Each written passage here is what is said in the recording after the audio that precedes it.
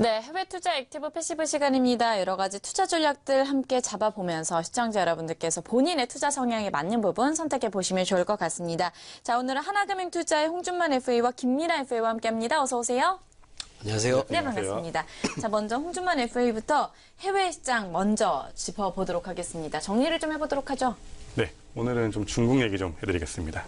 자, 어제 상해 증시는 의료주의 상승에 힘입어 이틀 연속 상승세를 보였습니다. 상해 종합지수가 약 3,382점 포인트를 보였는데요. 9일에 강세를 보였던 자원, 금융주들이 약세였지만 국무원이 의료 심화 개혁 방안 및 타지 의료 서비스 보급 확대 정책을 통과시킨 호주에 힘입어 의료업종이 무려 7%나 급등하며 상승을 이끌었습니다. 장중에 지수가 조금 하락세를 보이기도 했었는데요. 18일에 개막되는 19차 전국 대표 대회의 및 위안화 강세로 인해 시장 안정 기대감이 형성되면서 시장을 좀 지지했습니다. 위안화 강세분은 당대회를 앞두고 중국 당국이 시장 안정성을 최우선으로 한다는 것을 좀 보여줬는데요. 좀 그 위안화는 어제 인민은행이 환율을 내리면서 달러화 대비 위안화 가치가 0.33% 절상되었습니다. 현재 인민은행이 달러화 매도를 통해서 인위적으로 위안화 절상을 유도하는 것으로 좀 풀이가 되는데요. 19차 당대회를 앞두고 있는 상황에서 시장 안정을 최우선시하는 분위기가 증시와 환율 시장에 좀 반영되고 있는 만큼 당 대회 전까지는 별다른 변동성 없는 좀 증시가 될 것으로 예상이 되고 있습니다. 네, 이어서 이번에는 미국 쪽 이슈 함께 좀 살펴보도록 하겠습니다. 김민아 FA와 함께 하도록 할게요. 살펴보도록 하죠. 네, 미국 쪽 정리 한번 해보겠습니다. 네. 우선 미국 증시, 어제 뉴욕 증시 모두 상승 마감했죠. 또 신고가를 경신하는 그런 모습을 보였습니다. 다우지수 먼저 보시면은 지금 어제 22,830.68포인트죠. 전일 대비 0.31% 올랐습니다. 그래서 또 사상 최고치를 경신한 요즘 뉴스에 자주 나오죠. 이런 모습을 보여주고 있고요. S&P 500 역시 보시면은 지금 S&P 500도 2,550.64포인트 전일 대비해서 0.23% 상승하면서 사상 최고치를 갱신하는 그런 모습을 보였습니다. 자, 이제 어닝 시즌이 또 찾아오고요. 기업들의 실적 발표를 앞두고 이것들에 대한 기대감으로 주가가 상승한 것으로 보고 있습니다. 그리고 지금 현재에서는 S&P 500 기업들의 이제 기업들 컨센서스가 지금 굉장히 좋게 나오고 있는데요. 실적이 전년도 동기 대비 약 4.8% 이상 증가할 것으로 지금 기대를 하고 있습니다. 지금 이 기대치로 주가가 좀 상승했다는 점 말씀을 드리겠고요. 자, 이어서 나스닥 한번 살펴보시겠습니다. 나스닥 보시면은 6,587.25포인트죠. 전일 대비 0.11% 상승한 상태로 지금 시장을 마감했습니다. 업종별로 소비재나 유틸 쪽이 1% 정도 상승한 그런 모습이고요. 그리고 뭐 금융이나 부동산, 헬스케어 모두 거의 전 종목이 고르게 모든 섹터가 상승한 그런 모습을 보였습니다. 현지 애널리스트들의 말을 빌리면은 좀 북한 리스크가 여전히 있고요. 그리고 트럼프의 세제 개편안이 약간 지연되는 감도 있지만은 이런 것들이 시장에 크게 리스크로 작용하지는 않는다는 점. 네, 안 한다고 이렇게 보고 있고요. 그리고 실적이 나중에 발표를 실제로 했을 때 예상치보다 조금 하회하거나 실망스럽게 되면은 당연히 조정 구간 또 나올 수 있다는 점 다시 한번 짚어드리겠습니다. 네, 이렇게 해서 해외 시장의 분위기 함께 좀 점검을 해봤습니다. 이제는 포트폴리오 본격적으로 저희가 점검을 하면서 수익률 따져보고요. 종목별로 다시 한번 리뷰를 좀 해보도록 할 텐데 오늘 저희가 좀 시간이 넉넉해요. 그러니까 한 종목씩 구체적으로 좀 따져보도록 하겠습니다. 먼저 화면을 통해서 만나보도록 할게요.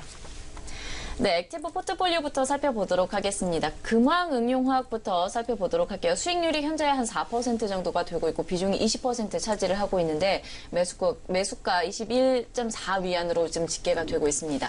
애플과 오량액, BOE, BH 그리고 아도비 시스템까지 가지고 있고요. 애플은 현재 8% 수익률을 나고 있고 오량액이 14%, BOE가 26%, 그리고 BHC는 이제 보합권인 가운데 아도비 시스템이 5%의 수익률을 나타내고 있고 비중은 현재 오량액이 가장 큽니다. 25% 나타내고 있는 가운데 BOE와 애플 그리고 금왕응용화학이 20% 그리고 그 다음이 BH 10%, 아도비 시스템이 5%를 차지하고 있는 상황입니다. 자, 이어서 패시브 포트폴리오 함께 살펴보도록 하겠습니다.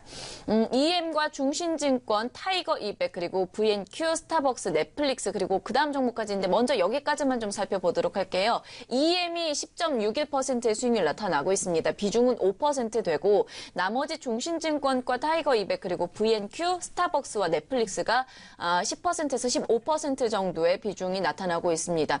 중신증권 7.8%의 수익률 나타내는 가운데 타이거 200 3.32%, VNQ가 1.93%, 그리고 넷플릭스가 5.46%의 수익률이 나타나고 있습니다. 다음 종목도 살펴보도록 할게요. XT와 LIT 그리고 BOTZ 종목들도 있는데 각각 1.9%와 8.75%, 3.5%의 수익률이 나타나고 있고 비중은 각각 5%씩이 되고 있습니다. 대부분의 종목들이 현재 수익권이다 이렇게 좀 볼 수가 있는 상황인데요. 한 종목씩 자세하게 점검을 좀 해보도록 하겠습니다. 홍준만 FA의 액티브 포트폴리오부터 살펴보도록 할 텐데 현재 오량액과 BOE가 수익률이 괜찮은 상태입니다. 종목 점검을 좀 해보죠. 네. 네. 오량액 이야기는 네. 내일 해드리고요. 네. 오늘 좀 BOE 얘기부터 해드리겠습니다. BOE 지난번 방송 때 제가 좀만 더 홀딩하라, 지켜보라고 말씀드렸는데 그때부터 급등을 했습니다. 현재 단기간에 약 20% 정도 상승을 했는데요. BOE는 생산 라인의 가동이 시장의 예상보다 훨씬 빠르게 진행이 되고 있으면서 좋은 상황입니다. BOE의 3분기 순이익만 20억 위안으로 예상이 되는데요. 올해 3분기까지의 순이익이 약 65억 위안으로 작년 대비 무려 43배나 올랐습니다. BOE는 현재 좀 단기간에 많이 급등을 한 상황에서 지금 비중 20% 있죠. 5%만 딱 이익 실현을 하도록 하겠습니다. 나머지 비중 15%는 조금 더 들고 가도록 하겠습니다. 네, BOE가 급등한 상황에서 5%만 이익 실현하고 나머지는 뭐 여전히 홀딩하는데 이익 실현 비중이 좀 작은데 이유라도 있는지 좀 살펴보고 싶어요. 네, 뭐 지금 많이 오른 상황에서 뭐 전량 이익 실현해도 되는 거 아니냐라고 말씀하시는데 우선 5%만 사실 네. 현금 비중을 좀 가져가기 위해서 이제 이익 실현하는 거고요. 네네. 나머지는 더 들고 가는 이유가요. 아마 단기간에 이런 급등으로 인해서 좀 피로감에 조정은 좀 올 것 같긴 합니다. 그런데 더 가져갈 만한 메리트가 있는 게 BOE의 경우 사실 최근에 LCD 패널 가격이 계속 하락세에 있습니다. 그로 인한 영향을 받는 게 좀 아닐까 좀 의심하시는 분도 있을 텐데 좀 그런 부분은 대형 패널 LCD 부분에서의 좀 가격 하락이 이어지면서 LG 디스플레이 같은 경우 실적 부진 전망도 살짝 나오고 있는데 BOE는 뭐 32인치, 44인치의 중소형 패널로 이 부분에서는 별다른 영향이 없습니다. 그리고 새로 신규 가동되는 공장에서 불량률이 계속 낮아지고 있고 5개의 풀스크린 제품을 생산하면서 화웨이, 오포, 비보 등 중국의 유명 스마트폰 브랜드 업체에 계속 납품을 하고 있습니다. 또한 성동도에서 6세대 플렉서블 OLED 생산 라인 불량률이 낮아지고 또 가동이 곧 시작될 예정인데요. 여기서 BOE가 새로운 수익을 창출할 것으로 예상이 됩니다. OLED 분야에서도 BOE는 새로운 성장을 계속하는 만큼 좀 더 지켜보시면 좋을 것 같습니다. 네, 그러니까 BOE는 LCD 패널 가격에 대해서 그렇게 크게 걱정하지 않아도 된다 이렇게 정리를 좀 하신 것 같은데 가지고 계신 분들 이런 부분 좀 염려를 덜어내시면 좀 좋을 것 같습니다. 최근에 신규 편입한 종목에 대해서도 우리가 좀 살펴볼 필요가 있을 것 같아요. 아도비 시스템이죠. 네, 아도비 시스템즈 제가 추석 전에 편입했죠. 네네. 뭐 이 아도비 시스템즈 혹은 뭐 아도비 뭐 발음상 차이인데요. 네.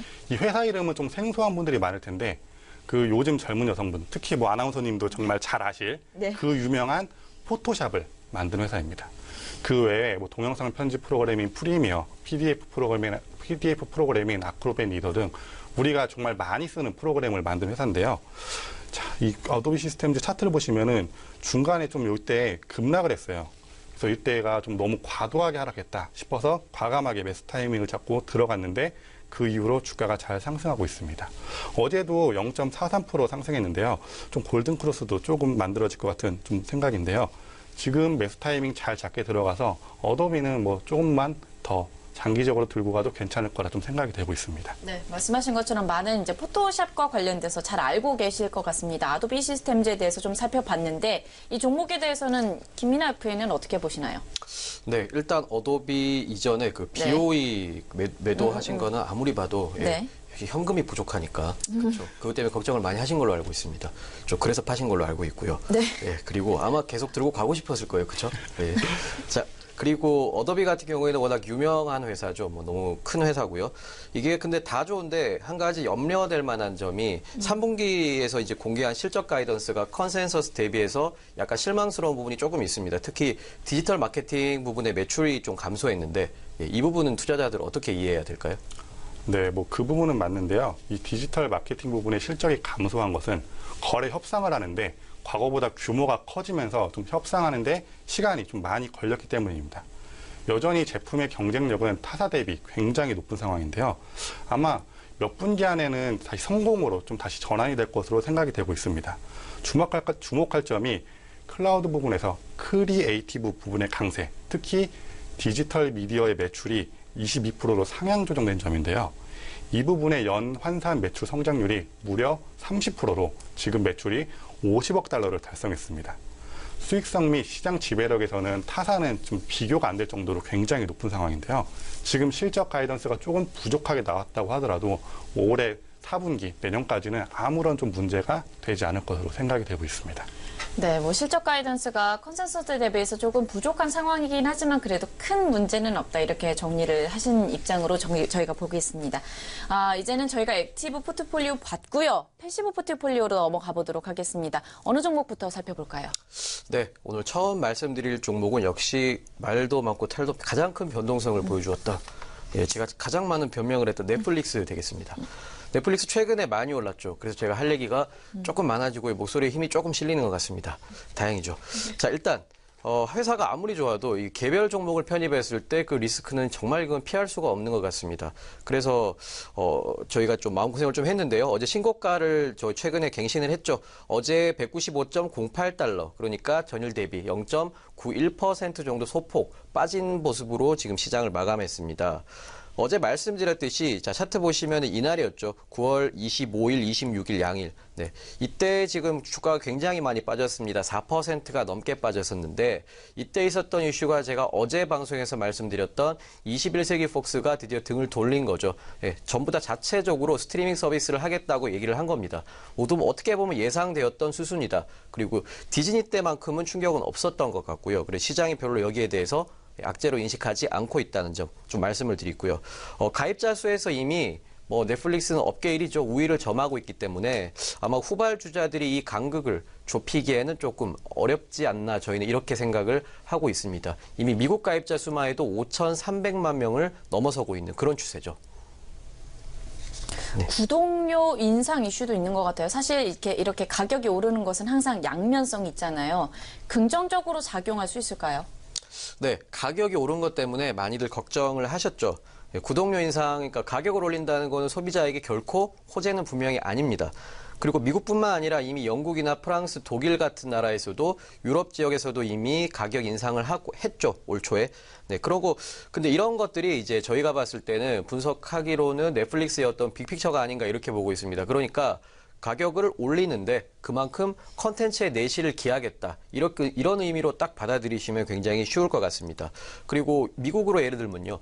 가장 인기 있는 요금제가 사람들이 제일 많이 쓰는 용어가 월 10달러짜리인데 이게 11달러로 약 1달러 정도가 오르게 됩니다. 그리고 오르게 되는 대신에 화질에는 차이가 없고요. 다만 한 개의 그 영상을 두 가지 기기에서 한 아이디로 동시에 재생을 할 수 있게 되는데 이게 저도 늘 서비스 이용하면서 좀 원했던 부분, 아직 한국에는 그렇지 않지만은 좀 원했던 부분이 두 가지 디바이스에서 동시에 볼 수 없을까 이런 부분이었습니다. 근데 이런 부분들이 해결이 됐다는 거죠. 자, 이렇게 볼 수 있는데 1달러 인상한다? 저 같으면 충분히 받아들일 수 있을 것 같습니다. 가격 인상에 대해서 어떻게 보면은 이제 프리미엄 서비스로 거듭나겠다라는 쪽으로 해석을 해볼 수도 있을 것 같고 고급화, 그러니까 차별화된 전략으로도 볼 수가 있을 것 같은데 사실 그렇게 되면은 경쟁 업체잖아요. 아마존의 프라임 서비스 같은 경우에는 구독료 인상 조짐이 나타나지 않고 있어요. 그러면은 가격 차이로 인해서 고객들 입장에서는 약간은 고민은 될 수도 있는 부분이 있을 것 같은데 홍준만 FA는 어떻게 보나요? 네, 당연히 고민이 있을 것 같은데요. 네. 10달러, 11달러, 1달러 차이라고 하지만 퍼센트로 보면은 무려 10%가 오른 거거든요. 그렇기 때문에 좀 저라도 고민이 될 텐데 좀 경쟁사인 아마존 프라임 가입자는 월 8.25달러, 훌루의 경우 10달러 정도. 가격만 보면 넷플릭스가 좀 비싼 건 맞습니다. 그런데 넷플릭스는 확실히 좀 시장에서 차별화 전략을 잘 쓰고 있는 것 같습니다.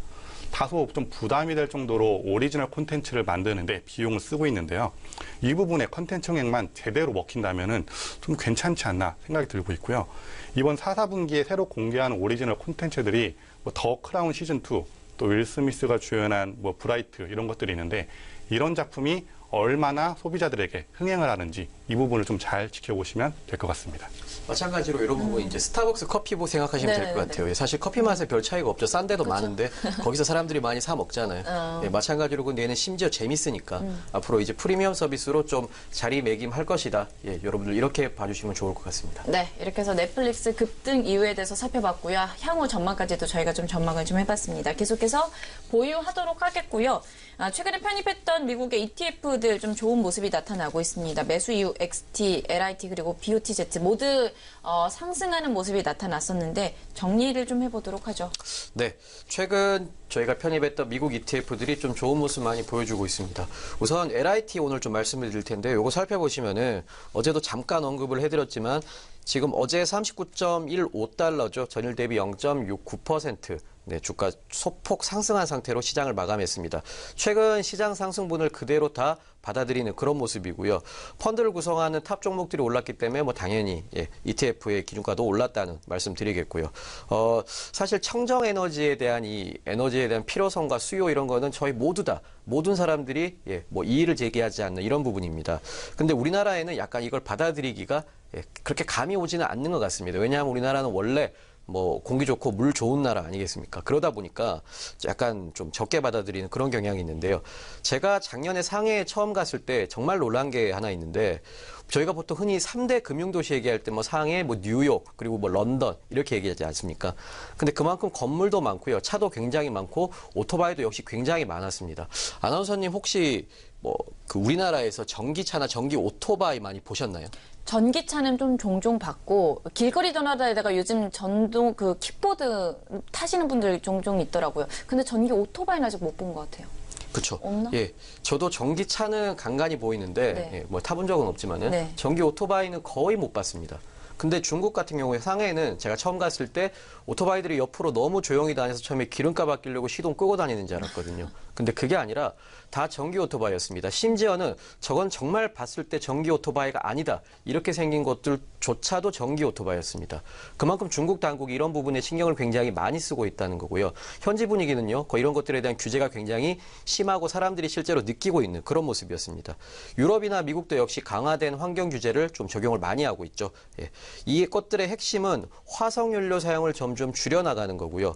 이 트렌드를 투자로 연결시키기에는 LIT가 가장 좋은 대안, 뭐 이라고는 할 수 없겠지만 가장 좋은 대안 중 하나라고 저희는 좀 보고 있는 거죠. 자, LIT에 대해서 좀 쉽게 좀 풀어봤으면 좋겠어요. 이 매수한 고객들 어디에 투자하고 있다고 보면 좋을까요? 네, 이 LIT 같은 경우에는 저희가 투자하는데 일반적으로 가장 쉽게 말씀드리면은 당연히 리튬과 그리고 2차 전지를 만드는 기업들에 투자하고 있다고 보시면 될 것 같습니다. 일단은 뭐 추종하는 지수인 이 솔렉티브 글로벌 리튬 인덱스 같은 경우에는 뭐 크게 두 가지로 구성되어 있죠. 첫 번째로 리튬을 채굴 하는 회사, 그리고 두 번째가 2차 전지를 생산하는 기업, 이렇게 투자를 하고 있다고 보시면 될 것 같습니다. 국내 기업 중에 뭐 삼성 SDI나 뭐 LG화학 이런 회사 포함되어 있고요. 비아디나 파나소닉 같은 이런 대표적인 2차 전지를 생산해내는 기업들도 역시 포함되어 있다고 보시면 되겠습니다. 네, 이렇게 해서 해외 투자 액티브 패시브 시간이었고요. 양쪽 포트폴리오 저희가 비교 분석을 좀 해봤습니다. 계속해서 종목들 추이 지켜보시면 좋을 것 같고요. 오늘은 하나금융투자의 홍준만 FA와 김민아 FA와 함께했습니다. 오늘 말씀 고맙습니다. 감사합니다.